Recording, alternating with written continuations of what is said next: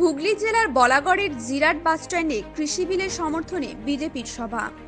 এই সময় উপস্থিত ছিলেন বিজেপির রাজ্য সভাপতি দিলীপ ঘোষ, হুগলি লোকসভা সাংসদ লকেট চট্টোপাধ্যায়, রাজ্য সহ সভাপতি রাজকমল পাঠক সহ জেডপি মণ্ডল সভাপতি বেচু নায়েক, অলোক কুণ্ডু, সুদীপ্ত ভট্টাচার্য, সন্দীপ সাধুকা সহ বিজেপি নেতা, রাম মণ্ডল সহ বিজেপির নেতৃত্বরা। এদিনের সভায় রাজ্য সভাপতি দিলীপ ঘোষ পশ্চিমবঙ্গ রাজ্যের পরিস্থিতির পাশাপাশি কৃষকদের 5 টাকার আরও 45 টাকা হয়েছে, এই 40 টাকা গেল কোথায়, 40 টাকা গেল কালীঘাটে। উনি শুধু স্টেটমেন্ট দেন আর প্রশান্ত কিশোরকে সব কন্ট্যাক্ট দিয়ে দেন। পার্টি নেই, প্রপার্টি হয়েছে, তাই সবাই পালিয়ে আসতে চাইছে। এদিন বলাগড় ব্লকের সিজা কামালপুর গ্রাম পঞ্চায়েতের প্রাক্তন উপপ্রধান সিপিএম পার্টির মামনি নায়েক সহ প্রায় 500 জন সিপিএম তৃণমূল কংগ্রেস থেকে কর্মীরা বিজেপিতে যোগদান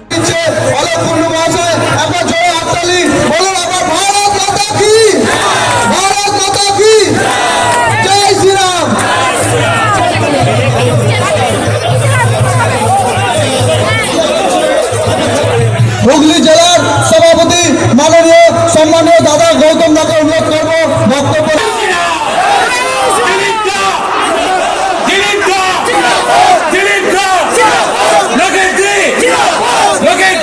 আজকে আপনি জয়েনিং করলেন, কি বলবেন?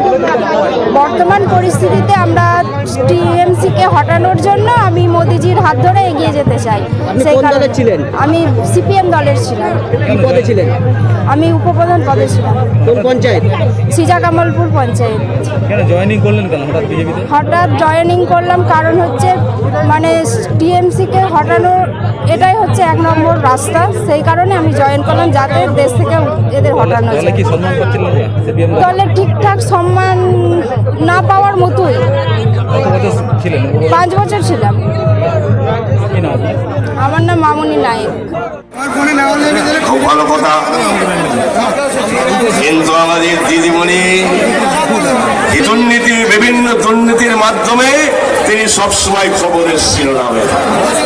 আমরা জেনেছিলাম যে 2014 সাল 135 কোটি মানুষকে সেবার জন্য তিনি অনুপ্রাণিত হয়েছে। তিনি ভারতবর্ষ কথা পশ্চিমবঙ্গে যে উন্নয়ন হয়েছে, আমরা যেসব গরিব মানুষ বাঁকুড়ায় অনেক দিয়েছি, এবার ভোটটা করান।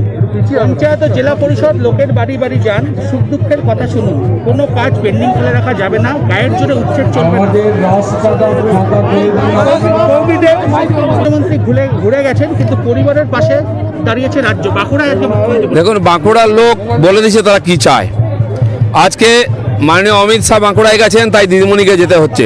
কেন এই পরিস্থিতি? আপনি যদি সত্যি বাঁকুড়ার লোকের উপরে, লোকের জন্য খরচা করেছেন, কাজ করেছেন, বাঁকুড়ার লোকের উপরে ভরসা করুন, তারা আপনার প্রত্যুত্তর দেবেন। কারণ আপনি জানেন আপনি চালাকি করেছেন, তাই বাঁকুড়ার লোক সেটা ধরে ফেলেছে। আজকে আপনাকে বাড়ি বাড়ি ছুটতে হচ্ছে, আপনার নেতারা ভয়ে যাচ্ছেন না, আপনাকে খাটিয়ায় বসতে হচ্ছে, লোকে ডেকে খাওয়াচ্ছেও না। আমাদের তো কমপক্ষে ডাল ভাত খাইয়েছে।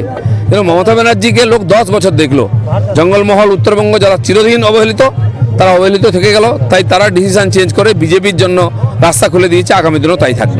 কিছুদিন আগে শুভেন্দু অধিকারী এসেছিল, তার সভায় দাদার অনুগামী একটা প্রভাব যায়। বিজেপির টিএমসির ব্যাপার আমার কিছু বলার নেই। মন্ডলের বিরুদ্ধে বিস্ফোরক তাদেরই দলের মন্ত্রী সিদ্দিকুল্লাহ চৌধুরী বলেছে যে মিথ্যে কেসে ফাঁসানো হচ্ছে এবং তার আমলে সে কাজ করতে পারছে না, তাকে স্বাধীন দায়িত্ব দেওয়া। কি বলবেন? শুনুন, একজন তাদের পার্টিরই এমএলএ আমাদের পার্টি জয়েন করেছিলেন বলে, আর মনিরুল ইসলাম, তাকে আজ জেলায় ঢুকতে দিচ্ছে না কেস দিয়ে। তার বুথ সভাপতি থেকে মণ্ডল সভাপতি, এমএলএ সবাই তার বিরুদ্ধে কমপ্লেন করছে।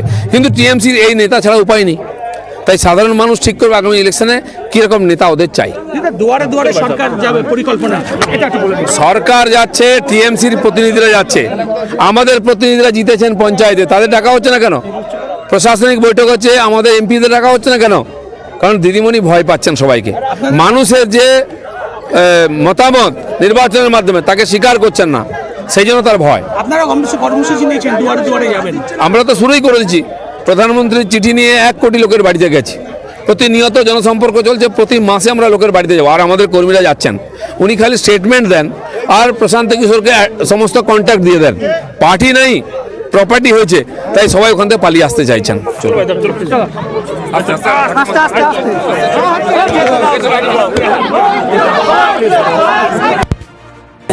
সাইড একদম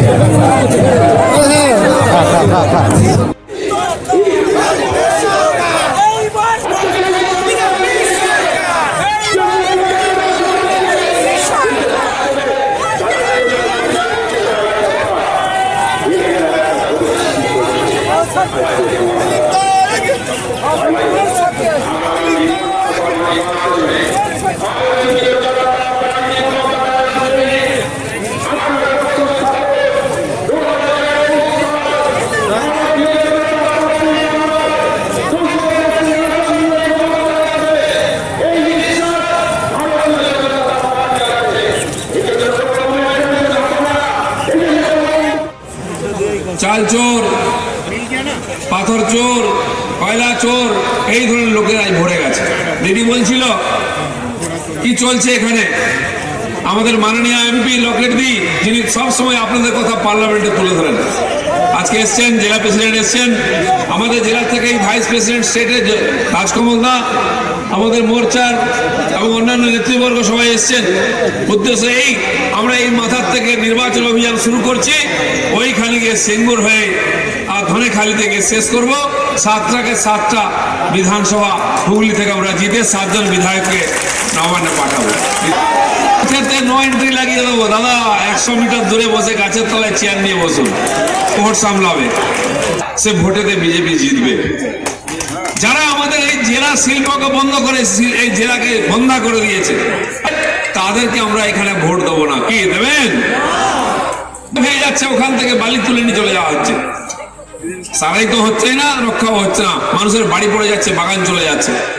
এখানে শুনলাম একটা সবুজ দ্বীপ বলে প্রকল্প হয়েছে। দিদিমণি বড় বড় পাথর পুঁতে বলেছিলেন অমুক করে দেবো, তমুক করে দেবো, পার্ক বানিয়ে দেবো, কিছু হয়েছে কেন জানি না, টাকা এসছে না জানি না, এলে তো ভাইরা খেয়ে ফেলে, বুঝবো কি করে? কিচ্ছু হয়নি, লোককে বোকা বানানো হচ্ছে। গত বছর আলু ফলিয়েছিলেন, কত করে বিক্রি করেছিলেন? 5 টাকা ছিল। 5 টাকা। যারা 5 টাকা করে আলু বিক্রি করেছে তারাই এখন 40-45 টাকা করে কিনছে কিনা? এরকম ম্যাজিক একমাত্র দিদিমণি করতে পারে। 45 টাকা হয়ে গেছে, এই 40 টাকা কোথায় যাচ্ছে? 40 টাকা দিদি বকছে, কালীঘাটে যাচ্ছে। তো মোদিজি কি আলু চাষ করেছেন নাকি? এইখানে আমাদের পেঁয়াজ চাষ হয়, কত করে বিক্রি করেছেন পেঁয়াজ? 2 টাকা করে বিক্রি করেছিলাম, এখন 100 টাকা কিনতে হচ্ছে। দিদিমণি ম্যাজিক দেখেছেন? আজকে 100 টাকা করে দিচ্ছে, বলছে মোদি জবাব দাও। এখানে একজন পেঁয়াজ চাষি সুইসাইড করেছিলেন পাইনি বলে, আজকে ওই পেঁয়াজ 80 টাকা, 90-100 টাকা খেতে হচ্ছে।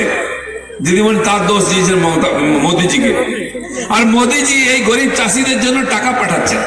এবছর 6,000, আরো এই মহামারীর জন্য 2,000, 14,000 টাকা আমাদের দেশে 16 কোটি কৃষক পরিবার পেয়েছে। 90,000 কোটি টাকা মোদিজি দিয়েছেন। আপনারা কেউ পেয়েছেন? না, পাবেন কি করে? দিদিমণি বলছে কাউকে পেতে দেবো না। পশ্চিম বাংলায় এরকম 73 লক্ষ গরিব চাষি আছে। আমার পরিবারও চাষি পরিবার, আমিও কৃষক পরিবার থেকে, আমি জানি চাষির কষ্ট কি। দিদিমণির কি ক্ষতি করেছে আমরা কৃষকরা? ভোট আমাদের পেটে লাল মারছে। আরে আপনি তো দিতেই পারবেন না, আমরা জানি। মোদিজি দিচ্ছেন, কমপক্ষে দিন, নাম আর অ্যাকাউন্ট নম্বর পাঠিয়ে দেবেন। যেখানে কাটমানি নাই সেখানে দিদিমণি কোনো কিছু করবেন না। লোকেরা কোর্টে গেছেন, কেস করেছেন, বলছে যে কেন দিচ্ছে না। কোর্ট দিদিমণিকে জিজ্ঞেস করেছে কেন দিচ্ছেন না, কবে দেবেন? আমাদের কেন্দ্রে তোমরজিকে উনি চিঠি লিখলেন, মন্ত্রী মশাই আমাদের 8,000, 8,500 সন্দীপ দা, সুদীপ্ত দা এবং এই বিধানসভার করলেন। হুগলি থেকে বিশ্বজিৎ মণ্ডলের রিপোর্ট, নিউজ ফোকাস 24।